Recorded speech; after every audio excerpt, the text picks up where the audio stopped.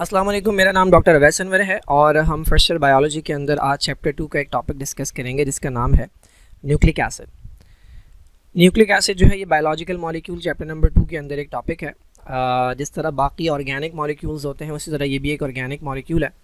अगर आपको पता है ऑर्गेनिक मॉलिक्यूल क्या होता है तो बहुत आसान है, अगर नहीं पता तो मैं बता देता हूँ कि हर वो मॉलिक्यूल जिसके अंदर कार्बन हो, हाइड्रोजन हो और इनके दरमियान कोवेलेंट बॉन्ड हो से हम ऑर्गेनिक मॉलिक्यूल कंसीडर करते हैं। तो इस बुक के इस चैप्टर के अंदर 4 मेजर मॉलिक्यूल्स हैं जो डिस्क्राइब किए गए हैं: प्रोटीन, कार्बोहाइड्रेट, लिपिड्स और न्यूक्लिक एसिड। तो ये न्यूक्लिक एसिड उनमें से एक है।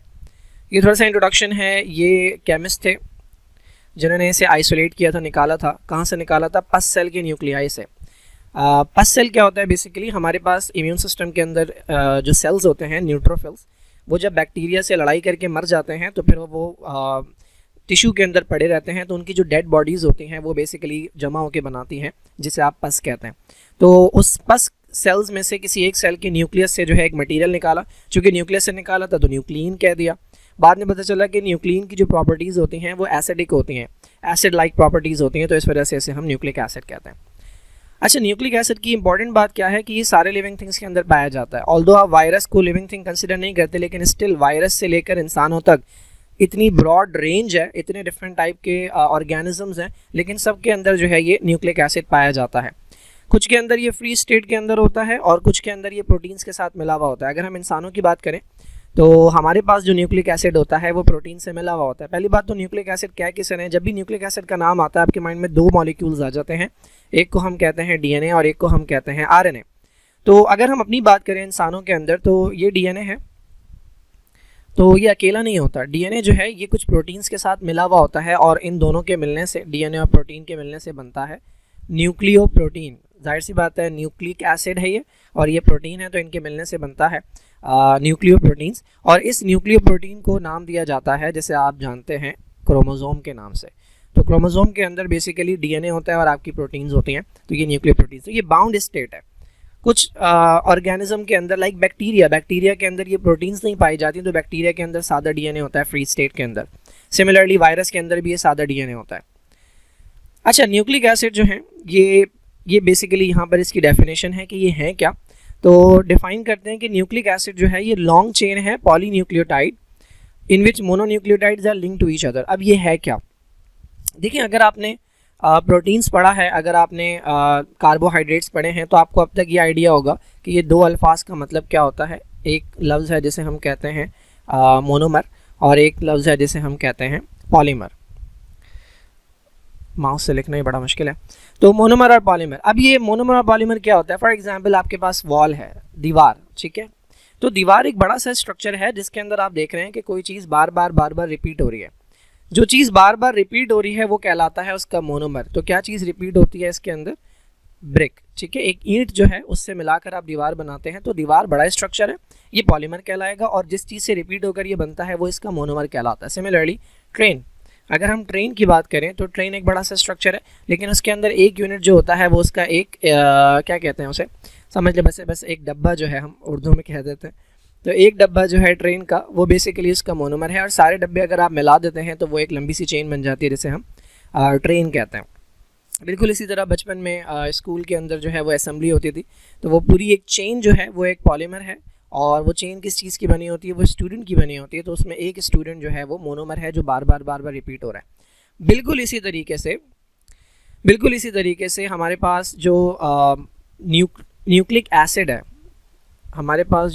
एसिड है, वो बेसिकली है पॉलीमर, ठीक है। न्यूक्लिक एसिड हमारे पास पॉलीमर है और इसका कोई ना कोई मोनोमर होगा। तो वो कौन सी चीज़ है जो न्यूक्लिक एसिड के अंदर बार बार रिपीट होती है? तो वो कहलाता है बेसिकली न्यूक्लियोटाइड। बहुत सारे न्यूक्लियोटाइड्स को आप मिला देंगे ना तो आपके पास न्यूक्लिक एसिड बन जाएगा। तो न्यूक्लियोटाइड जो है ये बेसिकली इसका होता है मोनोमर। जिस तरह आप पढ़ते हैं कि प्रोटीन जो है एक पॉलीमर है, और प्रोटीन किस चीज़ के मिलने से बनता है? प्रोटीन जो है ये अमाइनो एसिड के मिलने से बनता है, तो अमाइनो एसिड इसका मोनोमर होता है। बिल्कुल इसी तरह न्यूक्लिक एसिड जो है उसका मोनोमर होता है न्यूक्लियोटाइड। अच्छा, हमने बात करनी है तीन तरह के न्यूक्लिक एसिड की, लेकिन ज़्यादातर बात जो होगी वो बेसिकली डीएनए और आरएनए की होगी, क्योंकि जब भी न्यूक्लिक एसिड की बात आती है तो हमारे माइंड में यही 2 मेजर मॉलिक्यूल आते हैं। लेकिन इसका मतलब ये नहीं है कि डीएनए और आरएनए के अलावा कोई और न्यूक्लिक एसिड होता नहीं है। तो पहले तो हम ये डिस्कस कर लेते हैं कि न्यूक्लियोटाइड खुद क्या है। मैंने आपको बताया कि अगर आप डीएनए बनाना चाहते हैं, आप आरएनए बनाना चाहते हैं, तो आपको सिंपल ये करना है कि न्यूक्लियोटाइड जोड़ने हैं। आप एक न्यूक्लियोटाइड रखें, उसके बाद दूसरा रखें, उसके बाद तीसरा रखें, लंबी सी चेन बना लें, तो डीएनए भी बन सकता है, आरएनए भी बन सकता है। तो सबसे पहले तो ये समझें कि न्यूक्लियोटाइड खुद क्या होता है। एक न्यूक्लियोटाइड जो है ये 3 चीज़ों का मिलकर बना होता है। फॉर एग्जाम्पल, मैंने अभी आपको कहा कि आपके पास जो दीवार है, मैंने कहा ये पॉलीमर है, ये बड़ा स्ट्रक्चर है, ये किस चीज़ से बनी हुई है, ये ईंट से बनी हुई है, ठीक है। लेकिन क्या ईंट जो है वो खुद एक सिंगल यूनिट है? नहीं। जो ब्रिक होती है, जो ईंट होती है, वो खुद 2-3 चीज़ों से मिलकर बनी होती है, जिसमें आपके पत्थर आते हैं, जिसमें आपकी बजरी आती है, जिसमें पानी आता है। बिल्कुल इसी तरह से न्यूक्लिक एसिड जो है वो न्यूक्लियोटाइड का बना है, और ख़ुद न्यूक्लियोटाइड इन 3 चीज़ों से मिलकर बनता है। पहली चीज़ है जिसे हम कहते हैं पेंटोज शुगर। शुगर का वर्ड जो है ये इस्तेमाल होता है कार्बोहाइड्रेट्स के लिए। तो 5 पेंटोज का मतलब होता है 5 कार्बन। तो ऐसा कार्बोहाइड्रेट जिसके अंदर 5 कार्बन हो, ये एक कंपोनेंट होता है न्यूक्लियोटाइड का। जैसा आप पढ़ते हैं ग्लूकोज, ग्लूकोज के अंदर 6 कार्बन होता है, तो उसे हम हेक्सोज कहते हैं। तो उसी से मिलता जुलता होगा, लेकिन इसके अंदर 5 कार्बन होंगे। इसके अलावा दूसरा जो मॉलिक्यूल इसके अंदर लगा होता है उसे हम कहते हैं फॉस्फोरिक एसिड H3PO4। और तीसरी चीज़ जो एक न्यूक्लियोटाइड के अंदर पाई जाती है उसे हम कहते हैं नाइट्रोजनस बेस। मैं पहले न्यूक्लियोटाइड का बेसिक स्ट्रक्चर जो है वो एक्सप्लेन करता हूँ कि कैसे एक न्यूक्लियोटाइड जो है वो 3 चीज़ों से मिलकर बनता है। तो ये हमारे पास पहला कंपोनेंट है कि जिसे हम कहते हैं पेंटोज शुगर, 5 कार्बन वाला कार्बोहाइड्रेट। ये सेंटर में ऑक्सीजन है, ये पहला कार्बन, ये दूसरा कार्बन, ये तीसरा कार्बन, ये चौथा कार्बन और ये 5वां कार्बन। अच्छा, इन 5 कार्बन को मिलाकर कहते हैं पेंटोज शुगर। ये 5 कार्बन वाला कार्बोहाइड्रेट है। इसके पहले कार्बन पर आकर अटैच होता है N फॉर नाइट्रोजनस बेस, पहला कार्बन। ये कार्बन नंबर याद रखना आपने।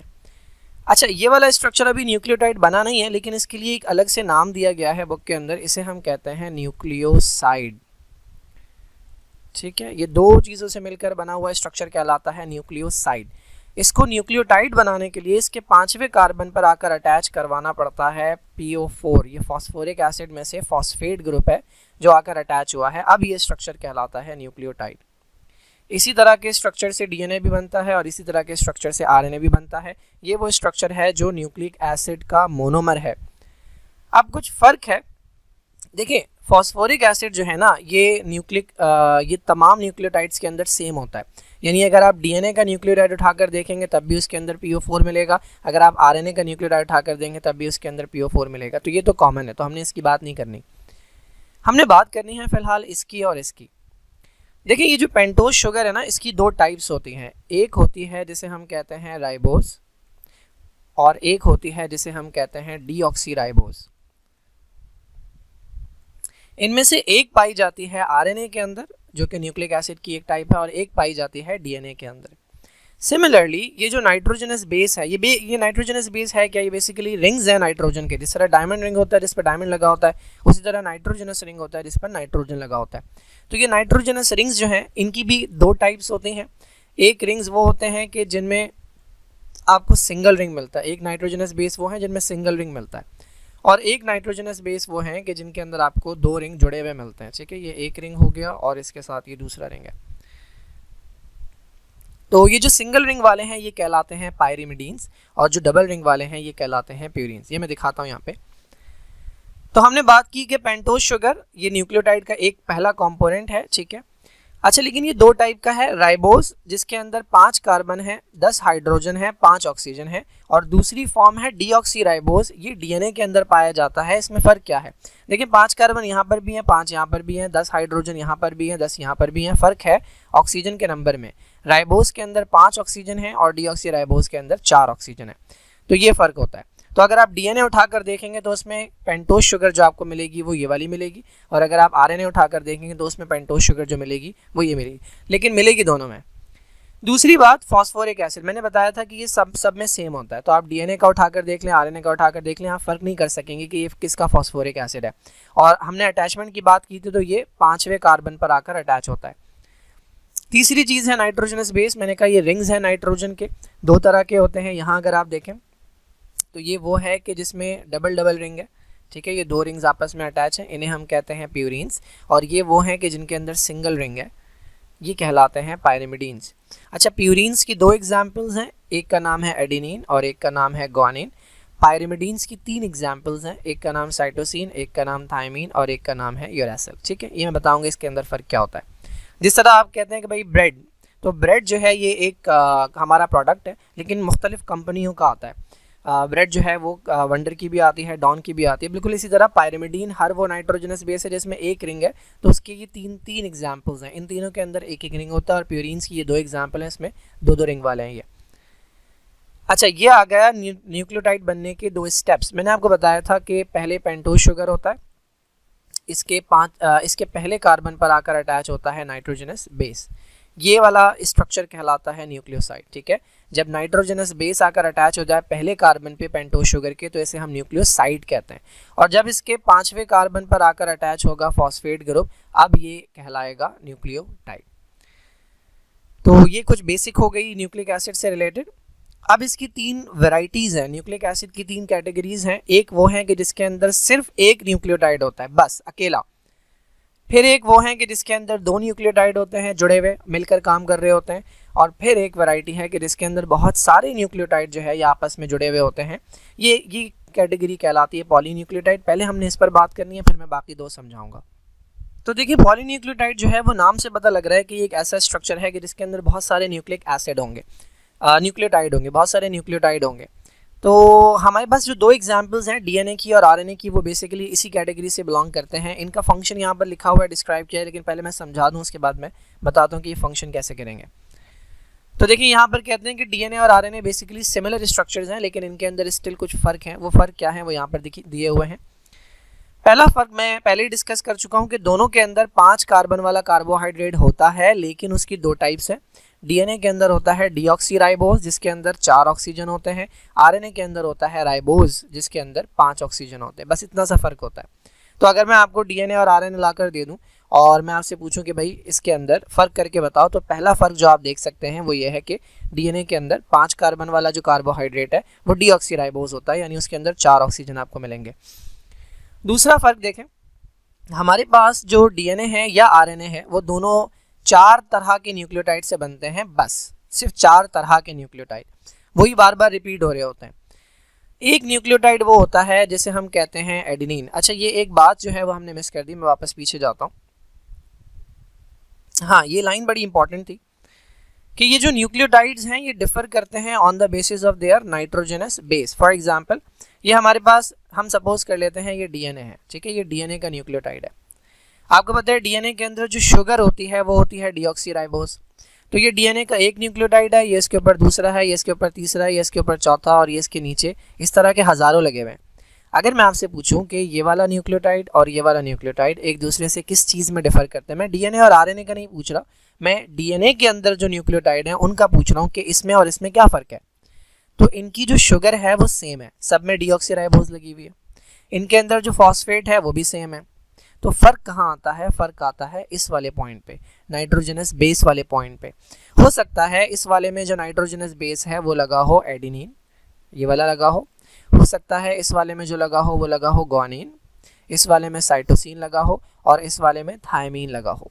फिर इसमें एडेनिन लगा होगा, फिर ग्वानिन लगा होगा। इसी तरह से ये 4 तरह के न्यूक्लियोटाइड होते हैं डीएनए में, एडेनिन, ग्वानिन, साइटोसिन और थायमीन। ठीक है, सिर्फ ये 4 तरह के न्यूक्लियोटाइड होते हैं। इन्हीं के बार बार रिपीट होने से बनता है डीएनए। तो यहाँ अगर हम देखें तो ये यही बता रहे हैं कि डीएनए के अंदर एडेनिन होता है, बिल्कुल होता है, ग्वानिन होता है, साइटोसिन होता है।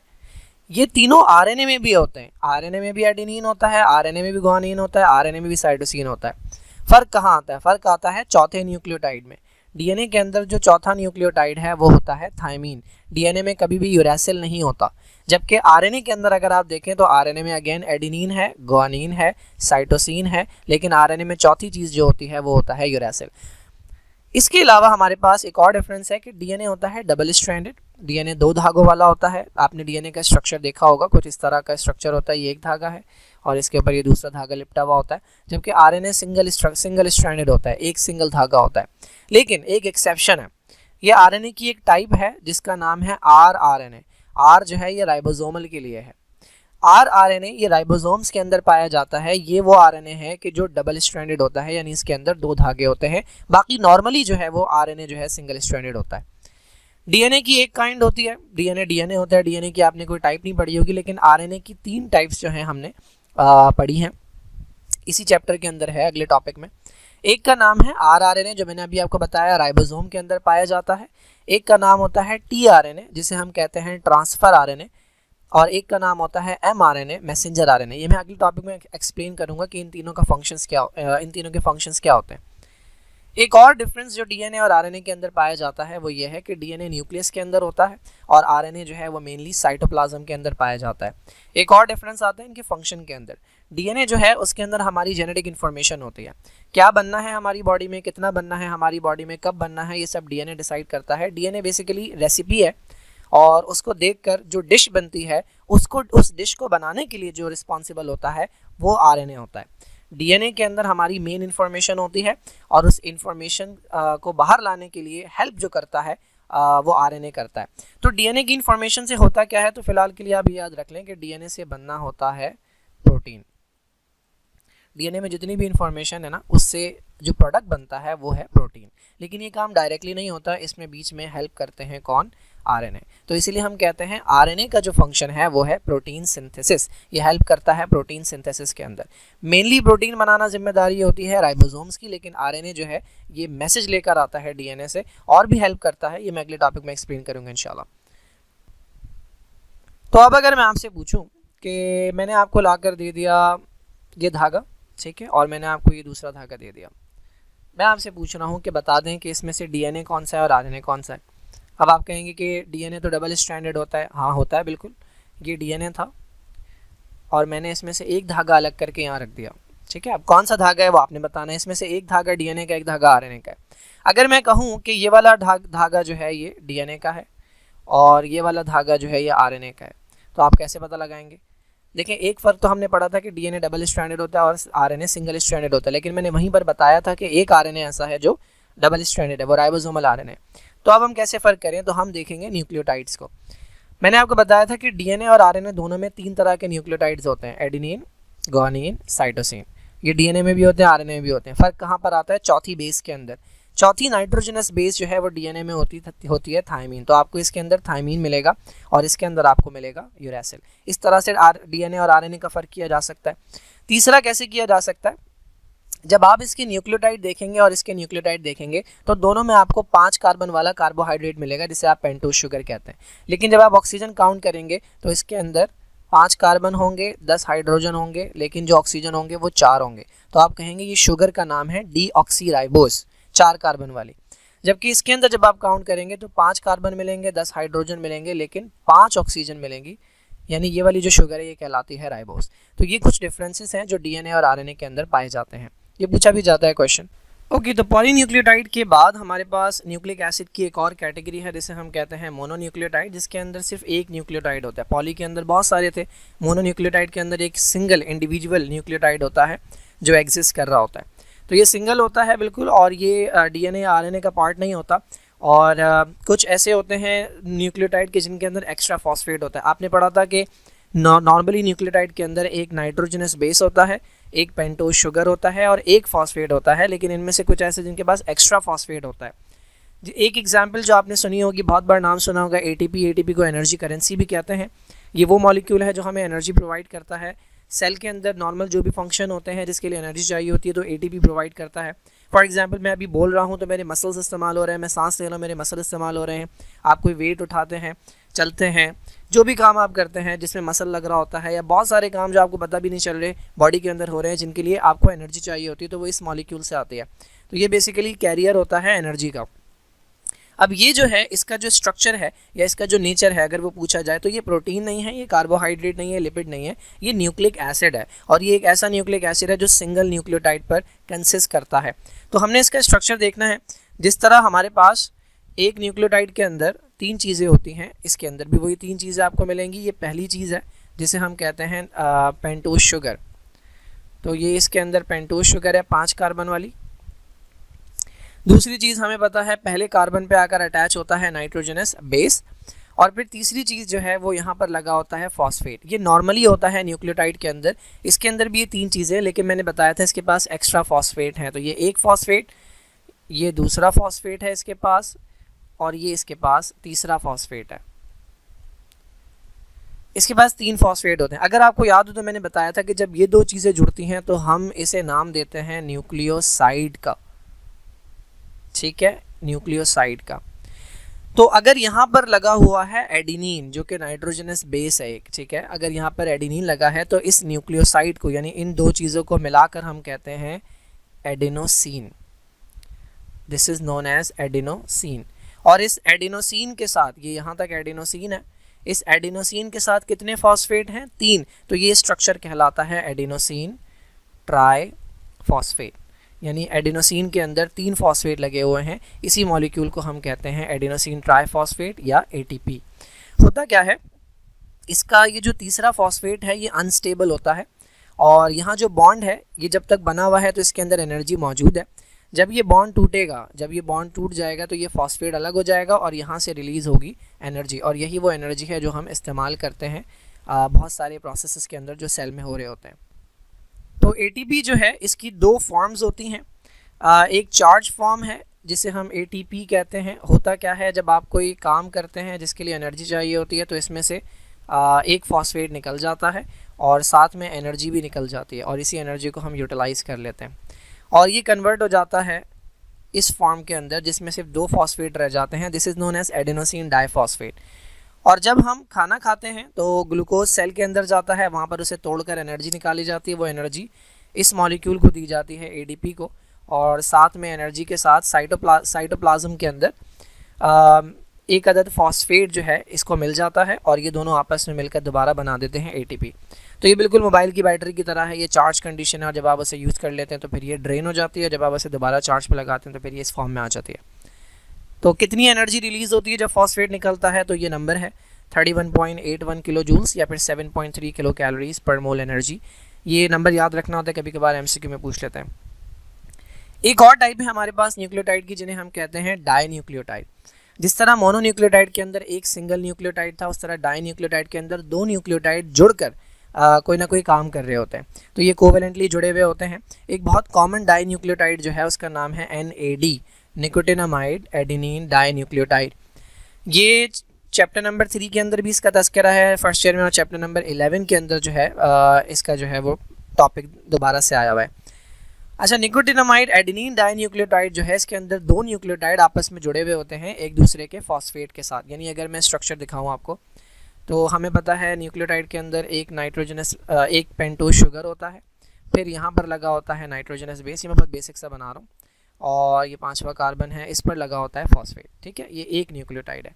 बिल्कुल इसी तरह से इसके ऊपर एक और न्यूक्लियोटाइड होगा, इसमें भी यहाँ पे नाइट्रोजनस बेस लगा हुआ होगा और इसका भी 5वें कार्बन पे फॉस्फेट लगा होगा। ठीक है, ये 5वां कार्बन है। ये दोनों आपस में जुड़े हुए होते हैं। इस तरह से ये 2 न्यूक्लियोटाइड मिलकर एक मॉलिक्यूल बन गया जिसे हम कहते हैं डाई न्यूक्लियोटाइड। ये है NAD। अब ये जो NAD है ये बेसिकली है एक कोएंजाइम। कोएंजाइम वो मॉलिक्यूल होते हैं, वो ऑर्गेनिक मॉलिक्यूल होते हैं जो एंजाइम्स के साथ वर्क करते हैं। 3rd चैप्टर के अंदर आपने पढ़ा होगा कि कुछ एंजाइम्स ऐसे होते हैं जिनके अंदर प्रोटीन के अलावा कोई नॉन प्रोटीन पार्ट भी होता है। ऐसे एंजाइम्स कहलाते हैं कॉन्जुगेटेड एंजाइम्स या होलो एंजाइम। तो वो जो नॉन प्रोटीन पार्ट है ना, वो ये NAD होता है कुछ के अंदर, जिसे कोएंजाइम कहते हैं। तो इसका काम क्या होता है, जिस तरह आपने अभी पढ़ा था ATP जो है वो एनर्जी कैरियर है। हमने देखा था कि इसकी 2 हालतें थी, एक ATP थी और एक ये ड्रेन हो जाता है तो ADP बन जाता है, और जब दोबारा इसे एनर्जी मिलती है तो ATP बन जाता है। बिल्कुल इसी तरीके से NAD जो है ये बेसिकली ATP एनर्जी कैरियर था, NAD होता है इलेक्ट्रॉन कैरियर। NAD को इलेक्ट्रॉन्स जब मिलते हैं, ठीक है, इसको इलेक्ट्रॉन्स मिलते हैं और इलेक्ट्रॉन्स के साथ फ्री हाइड्रोजन मिलता है, तो ये अपनी दूसरी हालत में कन्वर्ट हो जाता है जिसे हम कहते हैं NADH। और जब इससे इलेक्ट्रॉन ले लिए जाते हैं और हाइड्रोजन इसके पास से चला जाता है तो दोबारा कन्वर्ट हो जाता है NAD में।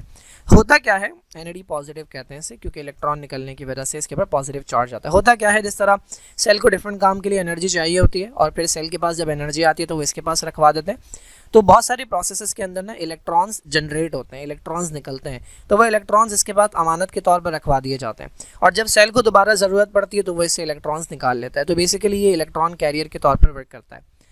चैप्टर नंबर 11 में आपका एक टॉपिक है ग्लाइकोलाइसिस। ग्लाइकोलाइसिस के अंदर आप पढ़ेंगे कि वहाँ पर एक एंजाइम होता है जिसका नाम है डिहाइड्रोजिनेस।